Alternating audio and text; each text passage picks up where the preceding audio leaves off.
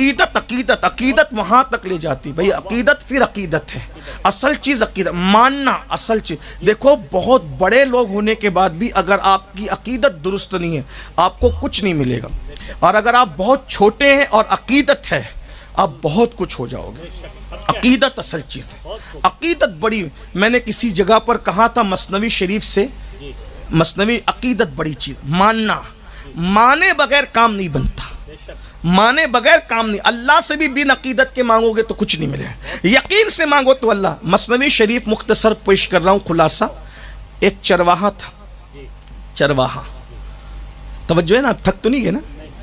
ایک چرواہا تھا, وہ بکریاں چراتا تھا.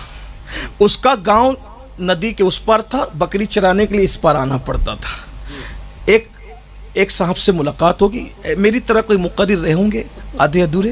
وہ کہا حضرت میں بہت پریشان ہوں. کہا کیا بات ہے چچا بتائیے, حضرت بتائیے کیا, بڑے میاں بتائیے کیا بات ہے. وہ کہا کہ وہ ندی کے پار آنا پڑتا ہے تو کشتی میں رکھ کے بکریاں لانی پڑتی ہیں, تو روزانہ میرے سکے چلے جاتے ہیں, غریب آدمی, میرے نقصان ہوتا ہے. کوئی ایسا وظیفہ بتا دیجئے کہ کشتی کا چکر چھوٹ جائے.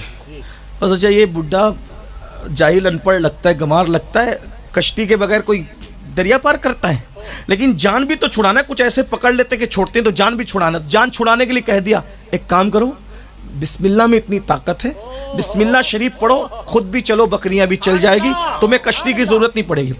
وہ ان پڑھ تھا لیکن اس کے پاس یقین تھا, عقیدت تھی, عقیدت, یقین تھا. ایک بات یاد رکھنا, آپ کہتے ہیں اگر ہمارے بچے گرتے تھے نا تو دادی اماں کہتی تھی یا غوث المدد, اور بچے اچھے ہو جاتے تھے. دادی اماں کی عقیدت تھی. ہمیں بچپنے میں سکھایا جاتا تھا بیٹا جب گرو نا تو یا غوث کہا کرو.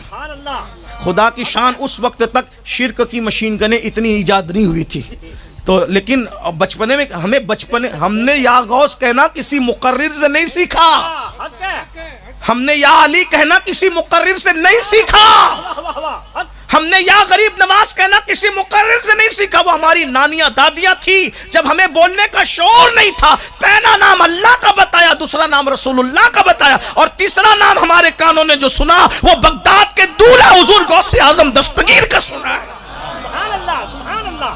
آپ آج یقین گیا ہے, ماؤں سے یقین گیا ہے, اس لیے مائیں وہ بول نہیں پا رہی ہے. یقین گیا ہے, شک میں پڑ گئے ہو تم, شک میں. یقین کر کے دیکھو, سب کچھ اللہ نے دیا, اللہ کے اذن سے ہوتا ہے, اللہ کے اذن کے بغیر نہیں ہوتا. ہمارا ایمان ہے اللہ کے اذن کے بغیر کچھ نہیں ہوتا, لیکن اللہ نے ان کو شان والا اس لیے بنایا کہ دیکھ لو جب عبد القادر کی یہ شان ہے تو قادر کی شان کا عالم کیا.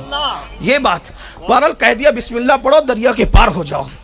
اس کا یقین تھا, ان پڑھ تھا, لیکن آج پڑھے لکھے ہو گئے نا, بہت کیڑے نکالنے لگے ہو.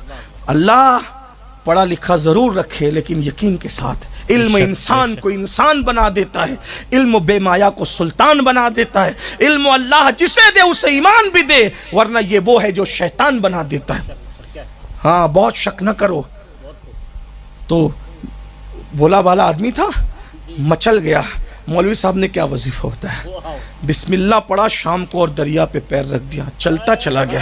اس کے پیچھے بکریاں بھی چلتی, پار ہو گیا. وہ بڑا خوش ہوا, دعائیں دی, مولوی صاحب اللہ تجھے جزائے خیر دے, کیا میرے پیسے بچا دیے. آنا جانا اسی سے آنا جانا. خدا کی شان, ایک دن اسی گاؤں میں جانا تھا تقریر کرنے مقرر صاحب کو, کشتی الٹ دی گئی. دروازے وہ کنارے پہ کھڑے ہیں, انتظار کر رہے, سوچ رہے کوئی آتا ہی نہیں.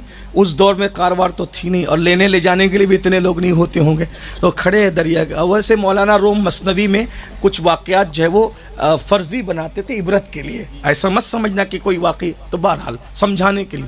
تو کھڑے ہیں انتظار کر رہے ہیں, کوئی آئے تو لے جائے, کوئی آئے تو لے جائے, لیکن جائیں گے کیسے. بہرحال اور کشتی کا معاملہ تو خطرناک ہوتا ہے.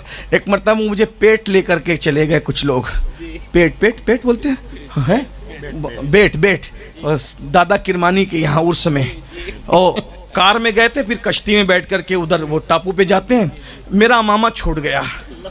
امامہ چھوٹا تو کسی نے کہا امامہ نہیں آئے گا آپ کا, وہ ٹوپے پہ تقریر کرو. تو میں نے کہا بھائی جس کا امامہ وہ دے دو. تو کہا رنگین ہے چلے گا. میں نے کہا سنت ادا ہوگی, چل جائے گا, کوئی بھی کلر اولا دے. تو یعنی کشتی کا بتانے کا مقصد ہے, کشتی کا معاملہ اتنا خطرناک ہوتا ہے.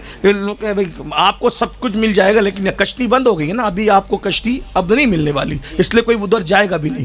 کمامہ لانے کے لیے. تو میں نے اسی طرح وہ ایک بھائی نے دیا, کوئی نعت خواں تھے وہاں, انہوں نے دیا, میں نے اسی پہ تقریر کی. بہرحال تو اب اس دور, آج کے دور کا یہ حال ہے, تو اس دور کوئی آتا لینے, کوئی نہیں آ رہا. یہ جناب پیچھے سے آئے چرواہے صاحب, اور مولوی صاحب نے ان کو نہیں پہچان, لیکن انہوں نے پہچان لیا. مولوی صاحب کیوں کھڑے ہو؟ بولے بابا کوئی کشتی نہیں ہے, ادھر جانا ہے, کام ہے. ارے کیا بات کر رہے ہو, آپ ہی نے تو مجھے بتایا تھا بسم اللہ پڑھو چلو, بسم اللہ پڑھو چلو, بسم اللہ میں بہت طاقت ہے. اور نہیں بھائی, ارے آپ ہی نے مجھے یہ وظیفہ بتایا تھا, دیکھو میں کیسے جاتا ہوں. بسم اللہ پڑھا, بڑے میاں بھی چلے اور ان کی بکریاں بھی چل دی. آ جاؤ آ جاؤ. نہیں بھائی, آخر کار بڑے میاں پھر آئے, کہا آؤ. بسم اللہ پڑھ کے قدم رکھا, 2 قدم ڈوبنے لگا. بڑے میاں نے ہاتھ کا سہارا دیا, کہا حضرت حیرت ہے, یہ وظیفہ آپ نے مجھے بتایا تھا, آپ مجھے کام آ گیا, آپ کے کام نہیں آیا. تو اس نے بہت حسرت سے کہا کیا کروں, علم تو کتابوں سے حاصل کر لیا ہے, تیرے جیسا یقین کہاں سے لاؤں, تیرے جیسا یقین کہاں سے لاؤں. علم کتابوں سے آتا ہے, یقین آتا ہے اللہ کے کرم سے, صرف اللہ کے کرم سے آتا ہے. یقین والے بنو. حضور شیخ الاسلام والمسلمین کیا پیاری بات کہی, یقین والے کہاں سے چلے کہاں پہنچے, جو اہل شک ہیں اگر میں مگر میں رہتے ہیں. اگر شک کرو گے تو اگر مگر کرتے رہ جاؤ.